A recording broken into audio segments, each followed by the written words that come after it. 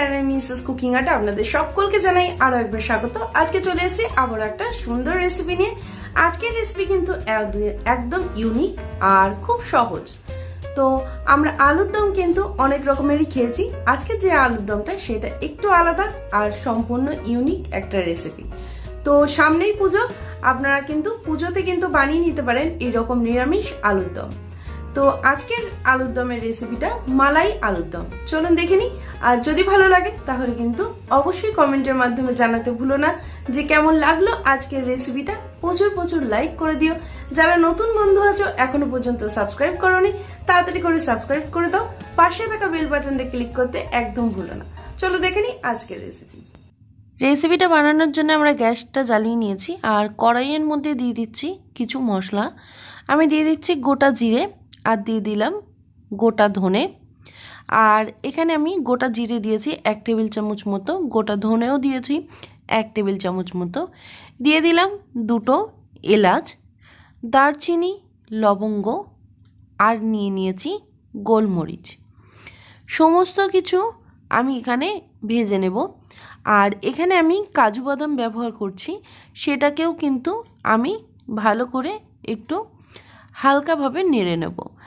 এখানে ভাজাটা বলতে আমি একদম কড়া করে ভাজবো না, জাস্ট হালকা গরম হলে তারপরে কিন্তু আমরা এটা নামিয়ে নেব। তো আমরা এটা ভালো করে এইভাবে নাড়িয়ে নিচ্ছি। আর মশলাটা কিন্তু আমি আজকে ব্যবহার করব সমস্ত বাটা মশলা দিয়ে, তাতে কিন্তু টেস্টটা ভালো আসে। আমি একটা মিক্সার জার নিয়েছি আর এর মধ্যে আমি মশলাটাকে কিন্তু নিয়ে নিচ্ছি। সমস্ত মশলাগুলোকে আমি একটু ভালোভাবে নেড়ে নিয়েছি। নেড়ে নেওয়ার পরে আমি এর মধ্যে মশলাটাকে দিয়ে দিয়েছি। আর দিয়ে দেব এর মধ্যে সামান্য কিছু উপকরণ। দিয়ে দিচ্ছি 2-4টে কিশমিশ, আমি এখানে 4-5টা কিশমিশ নিয়েছি। আর দিয়ে দিচ্ছি একটা বড় টমেটো এখানে। আর দিয়ে দেব কাঁচা লঙ্কা। তো সব কিছু আমি এর মধ্যে পেস্ট করে নিয়েছি। আর পেস্টটাকে আমরা রেডি হয়ে গেছে। এরপরে আমরা চলে যাব মেন রেসিপিতে। আমি এখানে কড়াই বসিয়ে নিয়েছি আর কড়াইয়ের মধ্যে দিয়ে দেব তেল। এখানে আমরা সাদা তেল ব্যবহার করছি। তেলটা দেওয়ার পরে আমরা তেলটা একটু গরম হয়ে গেলে তারপরে কিন্তু আমরা আলুটাকে ভেজে নেব। যেহেতু আমরা আলুর দমটা বানাচ্ছি, তা আমরা আলুটা আগে সেদ্ধ করে নিয়েছি।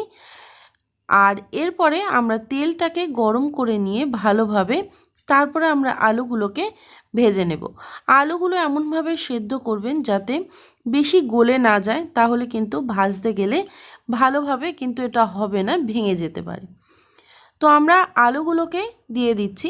আর আমি এখানে মিডিয়াম সাইজের আলু নিয়েছি। আপনারা চাইলে কিন্তু বড় আলু কিন্তু 2টো ভাগ করে কেটে নিয়ে তারপরেও কিন্তু আলুর দমটা বানাতে পারেন।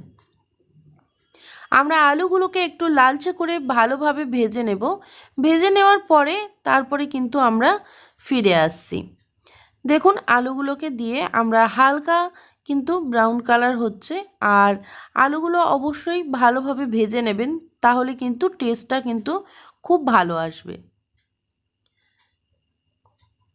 আমরা আলুগুলোকে মোটামুটি আমাদের দেখুন হালকা ব্রাউন কালার হয়ে গেছে। আমি অল্প আলু নিয়ে আমি কিন্তু ভেজে নিচ্ছি। আর এরপরে আমি এটা তুলে নিচ্ছি। আমি এই আলুগুলোকে তুলে নেওয়ার পরে আমি কিন্তু আবারও কিছু আলু দিয়ে দিলাম। আর যে কটা ছিল সবগুলোই আমি দিয়ে দিয়েছি। আর সমস্ত কিছু আলুগুলোকে আগে ভেজে নিয়ে একটা পাত্রে রেখে দিয়ে তারপরে আমরা ফিরে আসছি।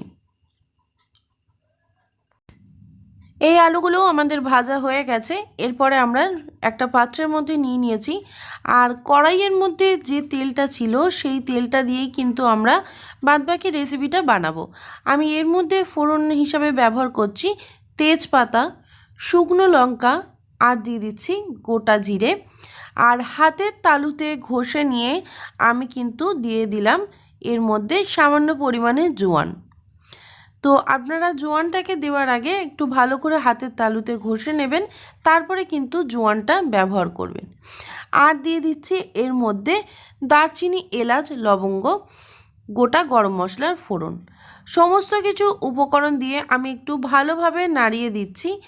আর এটা খুব ভালো একটা স্মেল আসবে। তো স্মেলটা কিন্তু বার হলে তারপরে কিন্তু আমরা দিয়ে দেবো সেই বাটা মশলাটা। আমি এখানে বাটা মশলাটা ইউজ করেছি।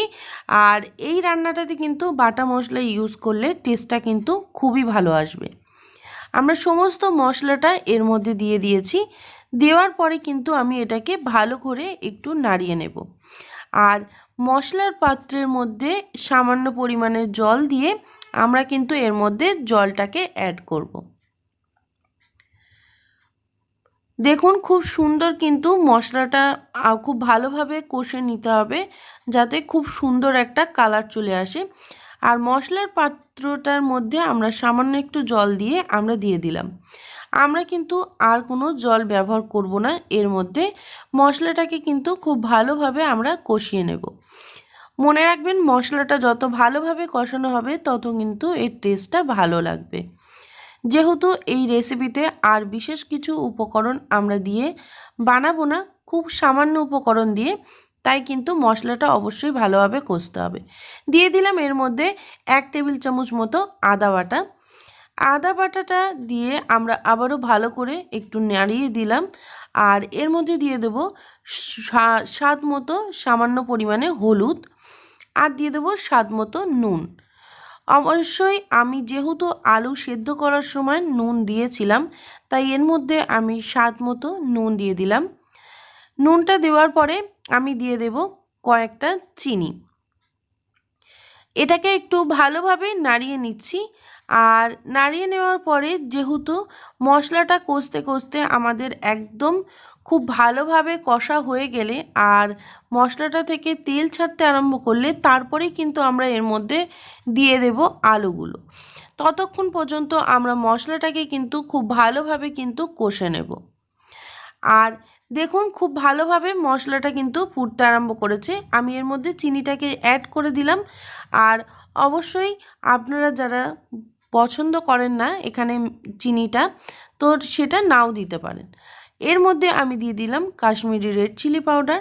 যেহেতু কালারটা আরও ভালো আসবে তার জন্যে কাশ্মীরি রেড চিলি পাউডারটা আমি অ্যাড করলাম। দেওয়ার পরে এটাকে আবারও ভালোভাবে একটু কষিয়ে নিচ্ছি। কষিয়ে নেওয়ার পরে মশলাটা থেকে তেল ছাড়লে তারপরে কিন্তু এর কালারটা কিন্তু একদমই চেঞ্জ হয়ে যাবে। খুব সুন্দর কিন্তু একটা কালার আসবে। আর এই রান্নাটাতে কিন্তু এইভাবে মশলাটা কষতে কষতে খুব ভালো একটা ফ্লেভার বেরোবে। আর এটা কিন্তু খুব সুন্দর একটা টেস্ট আসবে রান্নাতে। তো আমরা দেখুন মশলাটা কিন্তু কষতে কষতে অনেকটাই কিন্তু একদম একটা ঘন টাইপের হয়ে এসছে, থকথকে মতো। আমরা আরও কিছুক্ষণ মশলাটাকে একটু ভালোভাবে 2 থেকে 3 মিনিট আমরা কষিয়ে নেব। তারপরে কিন্তু আমরা মেন যে আলুগুলো সেগুলো আমরা এর মধ্যে অ্যাড করব। দেখুন মশলাটা কষতে কষতে একদম কিন্তু জলটা কিন্তু আমাদের অনেকটাই কমে গেছে। আর খুব ভালো কিন্তু একটা মশলাটা কিন্তু কড়া থেকে উঠে আসছে। এই রকম কিন্তু আমাদের মশলাটা কিন্তু রেডি করতে হবে। আর এরপরে আমরা দিয়ে দিচ্ছি সেই ভাজা আলুগুলো।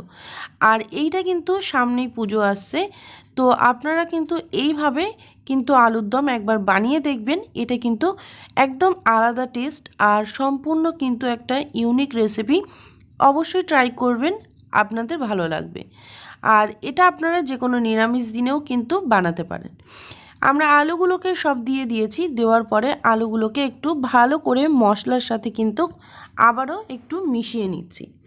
2 থেকে 3 মিনিটের মতো আমরা মশলার সাথে এটাকে খুব ভালোভাবে মিশিয়ে নেব। আর অবশ্যই মনে রাখবেন মশলাটা যেন এই রকমভাবে আপনারা কষিয়ে নেবেন। আমরা এটাকে মিশিয়ে দেওয়ার পরে এর মধ্যে কিন্তু আমরা কোনো রকমে জল ব্যবহার করব না। এর মধ্যে কিন্তু আমরা কিন্তু ব্যবহার করব সামান্য পরিমাণে আমি দুধ নিয়েছি।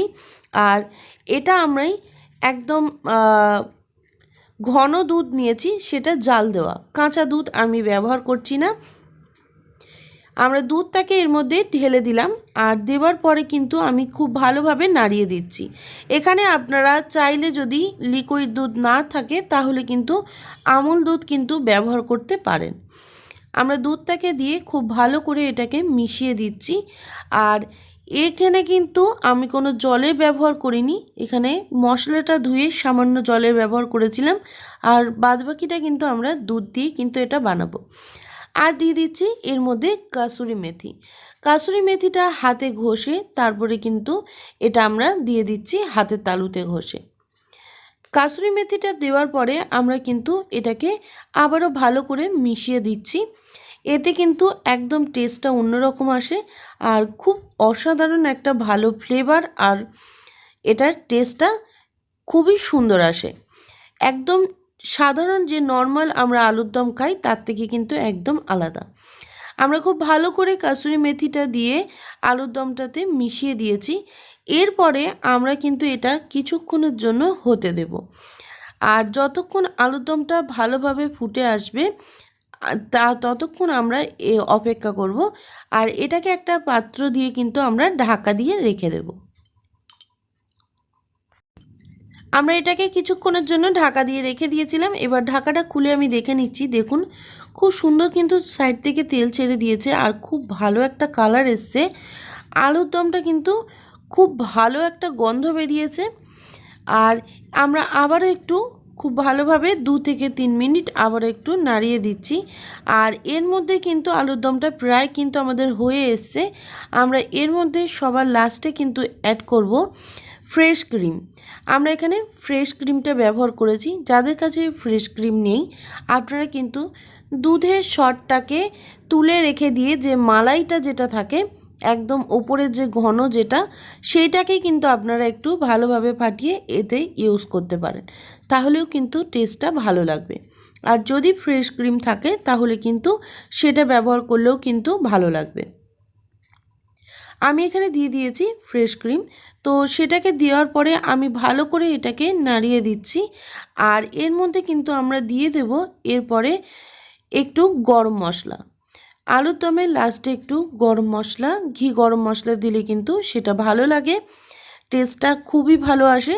আর যেহেতু নিরামিষ তো তার জন্য কিন্তু আমরা এর মধ্যে লাস্টে একটু ঘি আর গরম মশলা অ্যাড করব। আমরা দিয়ে দিচ্ছি এর মধ্যে গরম মশলার গুঁড়ো। গরম মশলার গুঁড়ো আমি এখানে দিয়েছি 1 টিস্পুন মতো। দেওয়ার পরে এটাকে ভালো করে আবার একটু নাড়িয়ে দিচ্ছি। আর সবার শেষে কিন্তু আমি এর মধ্যে দিয়ে দিচ্ছি 1 টেবিল চামচ মতো ঘি। এই আলুর দমটা আমি একটু মাখা মাখা রেখেছি। এটা আপনারা লুচি, ভাত, রুটি, পরোটা সবার সাথেই কিন্তু এটা আপনারা খেতে পারেন। খুব সুন্দর টেস্টটা আর একদম কিন্তু খুবই ইউনিক একটা রেসিপি। বাড়িতে একবার ট্রাই করবেন, আশা করছি আপনাদের ভালো লাগবে। আমরা দিয়ে দিচ্ছি সামান্য পরিমাণে ঘি। ঘিটা দেওয়ার পরে আমি গ্যাসটাকে অফ করে দিয়ে আমি কিন্তু ঢাকা দিয়ে রেখে দেবো কিছুক্ষণের জন্য, যাতে ঘিয়ের ফ্লেভারটা খুব ভালোভাবে আসে। আর এটাকে একটু মিশিয়ে দিয়ে তারপরে আমরা ঢাকা দিয়ে দেবো। আমরা ঢাকাটা খুলে আমরা রেডি হয়ে গেছে আজকে আমাদের মালাই আলুর দম। তো আমরা কিন্তু পাত্রের থেকে এটাকে তুলে নিচ্ছি। তুলে নিয়ে কিন্তু আমরা একটা বোল সেটের মধ্যে আলুর দমটা রেডি করে নেব।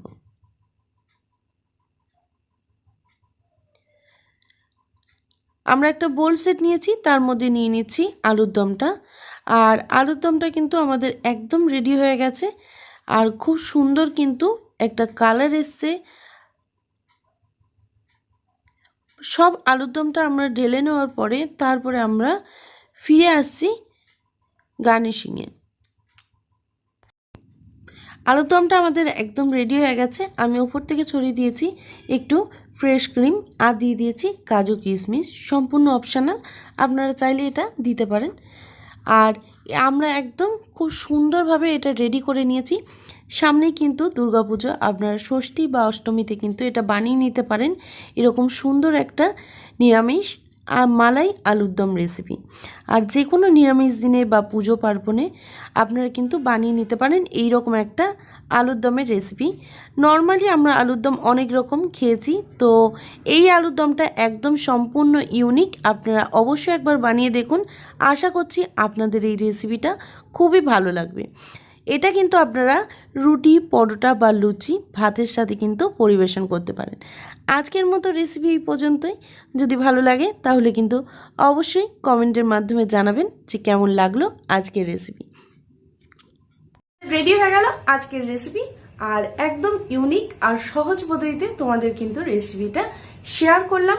সামনেই পুজো, অষ্টমী বা ষষ্ঠী বা অন্য কোনো দিন কিন্তু নিরামিষ দিনে আপনারা বানিয়ে নিতে পারেন এরকম সুন্দর একটা অসাধারণ ইউনিক রেসিপি। যদি ভালো লাগে তাহলে কিন্তু অবশ্যই বাড়িতে ট্রাই করে আমাকে কমেন্টের মাধ্যমে জানাতে একদমই ভুলো না যে কেমন লাগলো আজকের রেসিপিটা। প্রচুর প্রচুর লাইক করে দিও। এতক্ষণ যারা ভিডিও দেখছো, যারা নতুন বন্ধু আছো, এখনো পর্যন্ত আমার চ্যানেলটাকে সাবস্ক্রাইব করোনি, পাশে থাকা বেল বাটনটা ক্লিক করে চ্যানেলটাকে তাড়াতাড়ি সাবস্ক্রাইব করে নাও। ভিডিওটা ছেড়ে কিন্তু একদমই যেও না, কারণ তোমরা লাইক করলে আমাদের নতুন নতুন ভিডিও বানাতে আরো কিন্তু উৎসাহ জাগে। তো আজকের মতো রেসিপি এই পর্যন্তই। আবারও ফিরে আসবো তোমাদের জন্য নতুন কোনো রেসিপি নিয়ে।